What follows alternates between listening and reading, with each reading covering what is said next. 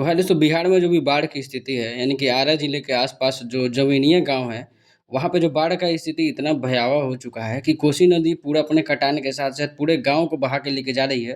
और मनीष कश्यप और जितने भी लोग हैं चाहे पप्पू यादव हो वहां पे पहुंच पहुंच कर लोगों की आवाज़ को सुन रहे हैं और लोगों में दान वान भी दे रहे हैं, राहत शिविर लोगों की मदद भी कर रहे हैं, जो कम सरकार का होना चाहिए। इसी बीच वहाँ के लोगों को उम्मीद है कि बगल में पवन सिंह का गाँव है, तो पवन सिंह मतलब वो यहाँ पे पहुँचे और हम लोगों की बात को राष्ट्रीय स्तर पे रखे क्योंकि सरकार इसको सुन नहीं रही है।